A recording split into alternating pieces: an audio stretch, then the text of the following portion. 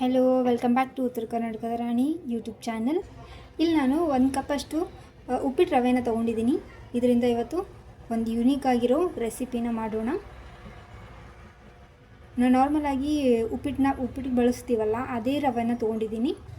ನಾನಿಲ್ಲಿ ಫಸ್ಟಿಗೆ ಒಂದು ಪ್ಯಾನ್ ತೊಗೊಂಡಿದ್ದೀನಿ. ಅದಕ್ಕೆ 2 ಕಪ್ ಆಗುವಷ್ಟು, ಈ ಕಪ್ಪಿಂದ 2 ಕಪ್ ಆಗುವಷ್ಟು ನಾನಿಲ್ಲಿ ನೀರನ್ನ ಹಾಕೋತಾ ಇದ್ದೀನಿ.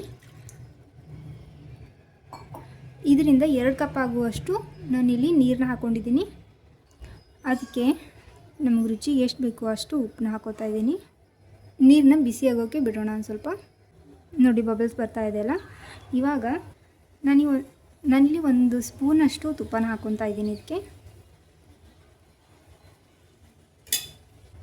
ನೋಡಿಲಿ, ನೀರು ಒಂದು ಸ್ವಲ್ಪ ಕುದೀತಾ ಇದೆ. ಈ ಥರ ಕುದಿಬೇಕಾದ್ರೆ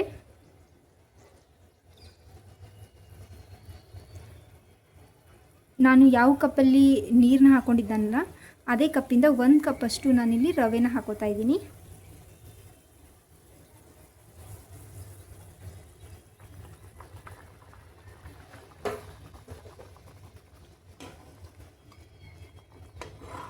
ಇದನ್ನು ಚೆನ್ನಾಗಿ ಕುದಿಸ್ಕೊಳ್ಳೋಣ.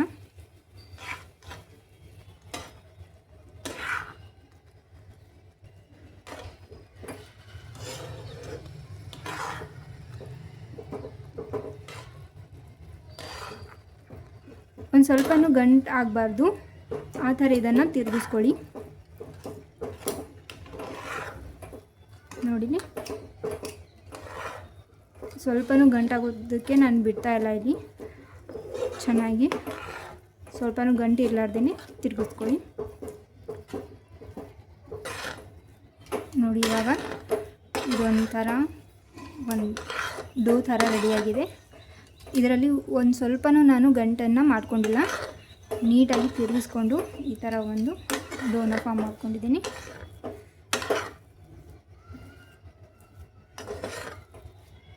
ಇವಾಗ ಫ್ಲೇಮ್ನ ಆಫ್ ಮಾಡ್ತಾಯಿದ್ದೀನಿ. ಒಂದು ತಟ್ಟೆನ ಮುಚ್ಚಿ ಇದೊಂದು ಸ್ವಲ್ಪ ಆರೋದಕ್ಕೆ ಬಿಡೋಣ. ನೋಡಿ, ಅದನ್ನು ಒಂದು ತಟ್ಟೆಗೆ ಹಾಕ್ಕೊತಾ ಇದ್ದೀನಿ.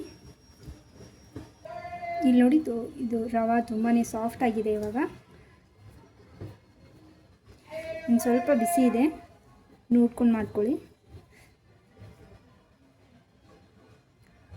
ಇದಕ್ಕೆ ಇವಾಗ ನಾನು ಅರ್ಧ ಕಪ್ಪಷ್ಟು ಗೋಧಿ ಹಿಟ್ಟನ್ನ ಹಾಕ್ಕೊತಾ ಇದ್ದೀನಿ.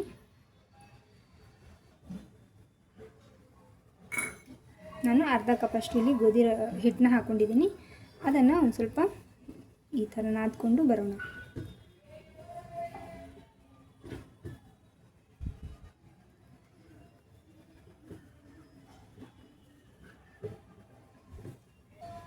ಇದನ್ನು ಒಂದು ಸ್ವಲ್ಪ ನೀರು ಹಾಕೋದೇ ಹಾಗೇ ಕಳಿಸ್ಕೊಳ್ಳಿ. ಇಲ್ಲಿ ನೋಡಿ, ಪೂರ್ತಿಯಾಗಿ ನಾನು ಇವಾಗ ನಾದ್ಕೊಂಡು ಬಂದಿದ್ದೀನಿ. ಒಂದು ಸ್ವಲ್ಪ ಬಿಸಿದ್ರಲ್ಲೇ ನೀವು ಗೋಧಿ ಹಿಟ್ಟನ್ನ ಹಾಕ್ಕೊಂಡು ನಾದ್ಕೊಂಡ್ರೆ ತುಂಬಾ ಈಸಿಯಾಗಿರುತ್ತೆ.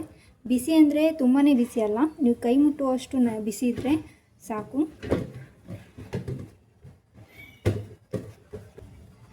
ಇದಕ್ಕೆ ಇವಾಗ ಒಂದು ಸ್ವಲ್ಪ ಎಣ್ಣೆನ ಹಾಕ್ಕೊಂಡು ಇನ್ನೊಂದು ಸಲ ನಾದ್ಕೊಂಡ್ಬಿಡ್ತೀನಿ. ಒಂದೇ ಸರ್ತಿಗೆ ನೀವು ತುಂಬ ಎಣ್ಣೆ ಹಚ್ಕೊಂಡು ನಾದ್ಕೋಕ್ಕೆ ಹೋಗ್ಬಿಡಿ. ಒಂದು ಸ್ವಲ್ಪನೇ ಎಣ್ಣೆ ಹಚ್ಕೊಂಡು ನಾದ್ಕೊಳ್ಳಿ, ಆವಾಗ ಈಸಿಯಾಗಿರುತ್ತೆ. ನಾನು ಇಲ್ಲಿ ಇನ್ನೊಂದು ಸಲ ಎಣ್ಣೆನ ಹಾಕ್ಕೊಂಡು ಇನ್ನೊಂದು ಸ್ವಲ್ಪ ನಾದ್ಕೊಂಡು ಬರ್ತೀನಿ. 1-2 ಸಲ ಕೈಗೆ ಎಣ್ಣೆ ಹಚ್ಕೊಂಡು ಈ ಥರ ಮಿದ್ಕೊಂಡ್ರೆ ಅದು ಡೋ ಕೂಡ ತುಂಬ ಸಾಫ್ಟಾಗಿ ಬರುತ್ತೆ. ನೀವು ಕೂಡ ಮಾಡ್ಕೋಬೋದು ಈಸಿಯಾಗಿ ಇದನ್ನು.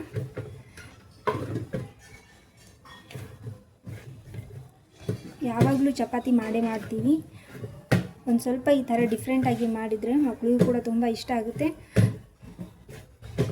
ನೋಡಿ, ಇದು ಇವಾಗ ಒಂದು ಫಾರ್ಮಲ್ಲಿ ಆಗಿದೆ. ಇದನ್ನು ಒಂದು ಸ್ವಲ್ಪ ಸೈಡ್ಗೆ ಇಟ್ಕೊಳ್ಳೋಣ. ಇಲ್ಲಿ ನಾನು ಇವಾಗ ಒಂದು ಉಳ್ಳೆನ ತೊಗೊಂಡು ಚಪಾತಿ ಥರ ಲಟ್ಟಿಸ್ಕೊಂಡು ಬರೋಣ. ನೋಡಿ, ಒಂದು ಸ್ವಲ್ಪ ಚಪಾತಿ ಹಿಟ್ಟನ್ನ ಹಚ್ಕೊಂಡು ಈ ಥರನೂ ಲಟ್ಟಿಸ್ಕೊಂಡು ಬನ್ನಿ.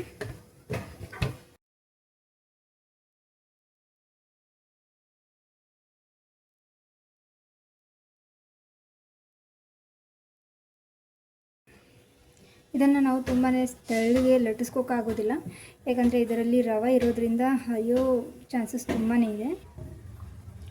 ನೋಡಿ ನಾನಿಲ್ಲಿ ಈ ಥರ ಲಟ್ಟಿಸ್ಕೊಂಡಿದ್ದೀನಿ. ತುಂಬ ದಪ್ಪನೂ ಇಲ್ಲ, ತುಂಬ ತೆಳುವಾಗೂ ಇಲ್ಲ, ನಾರ್ಮಲಾಗಿ ಇದನ್ನು ಲಟ್ಟಿಸ್ಕೊಂಡು ಬಂದಿದ್ದೀನಿ. ಸೈಡಲ್ಲಿ ನಾನು ಆವಾಗಲೇ ಹಂಚನ್ನು ಬಿಸಿ ಇಟ್ಕೊಂಡಿದ್ದೆ. ನೋಡಿ ಈ ಥರ ಬಂದಿದೆ.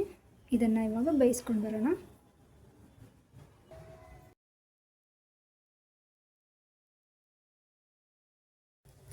ಇದಕ್ಕೆ ಒಂದು ಸ್ವಲ್ಪ ನಾನು ತುಪ್ಪನ ಹಚ್ಕೊಂಡು ಬೇಯಿಸ್ಕೊತಾ ಇದ್ದೀನಿ. ಸ್ವಲ್ಪ ಟೇಸ್ಟ್ ಚೆನ್ನಾಗಿ ಬರುತ್ತೆ ಮತ್ತು ಸಾಫ್ಟಾಗೂ ಬರುತ್ತೆ. ಇದನ್ನು ನೀವು ಮಕ್ಕಳ ಲಂಚ್ ಬಾಕ್ಸಿಗೆ ಒಂದು ಸಲ ಟ್ರೈ ಮಾಡಿ, ತುಂಬಾ ಟೇಸ್ಟಿಯಾಗಿರುತ್ತೆ.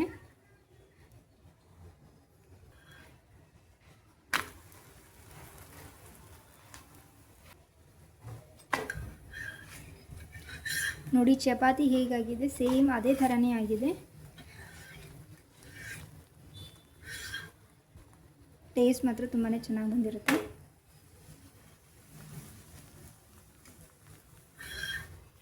ಇವಾಗ ಇದಾಗಿದೆ, ಇದನ್ನು ತೆಗೆಯೋಣ. ಇಲ್ಲಿ ನಾನು ಇನ್ನೊಂದು ಲಟ್ಟಿಸ್ಕೊತಾ ಇದ್ದೀನಿ. ತುಂಬಾ ಬೇಗ ಆಗುತ್ತೆ. ನಾನಿಲ್ಲಿ ತುಂಬಾ ದಪ್ಪನೂ ಇಲ್ಲ ಮತ್ತು ತುಂಬ ತೆಳುವಾಗೂ ಇಲ್ಲ, ನಾರ್ಮಲಾಗಿ ಲಟ್ಟಿಸ್ಕೊಂಡು ಬಂದಿದ್ದೀನಿ.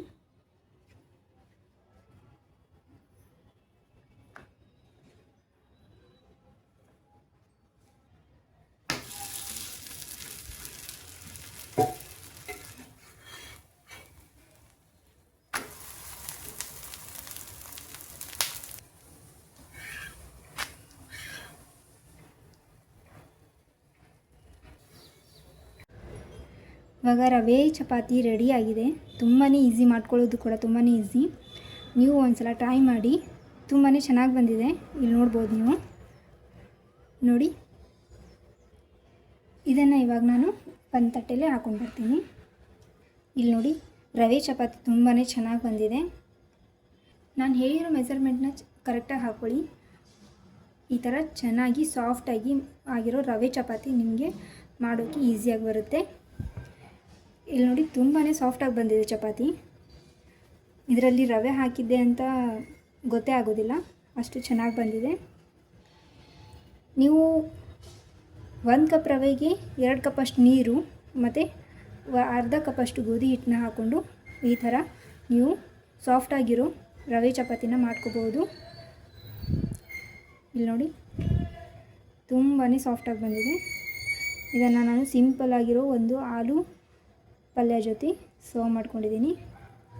ತುಂಬಾ ಸಾಫ್ಟಾಗಿ ತುಂಬಾ ಟೇಸ್ಟಿಯಾಗಿ ಬಂದಿದೆ. ನೀವು ಕೂಡ ಒಂದ್ಸಲ ಮನೇಲಿ ಟ್ರೈ ಮಾಡಿ. ಮಕ್ಕಳಿಗೆ ಯಾವಾಗಾದರೂ ಈ ಥರ ಟಿಫನ್ಗೆ ಈ ಥರ ಮಾಡಿಕೊಟ್ರೆ ಅವರಿಗೂ ತುಂಬಾ ಇಷ್ಟ ಆಗುತ್ತೆ. ತುಂಬ ಸಾಫ್ಟಾಗೂ ಬಂದಿದೆ ಇಲ್ಲಿ ನೋಡಿ. ಹಾಗಾಗಿ ನೀವು ಮಕ್ಕಳಿಗೂ ಟಿಫನ್ಗೆ ಮಾಡಿಕೊಡ್ಬೋದು. ಟೇಸ್ಟ್ ಕೂಡ ತುಂಬಾ ಚೆನ್ನಾಗಿ ಬಂದಿದೆ. ನೀವು ಒಂದ್ಸಲ ಟ್ರೈ ಮಾಡಿಬೇಕಾದ್ರೆ ಹೇಗೆ ಬಂದಿತ್ತು ಅಂತ ಕಮೆಂಟ್ ಮುಖಾಂತರ ತಿಳಿಸಿ. ಇದೇ ಥರ ನನಗೆ ಸಪೋರ್ಟ್ ಮಾಡ್ತಾಯಿರಿ. ಉತ್ತರ ಕರ್ನಾಟಕದ ರಾಣಿ ಯೂಟ್ಯೂಬ್ ಚಾನಲ್ನ ಸಬ್ಸ್ಕ್ರೈಬ್ ಮಾಡ್ಕೊಳ್ಳೋದನ್ನು ಮರಿಬೇಡಿ. Thank you.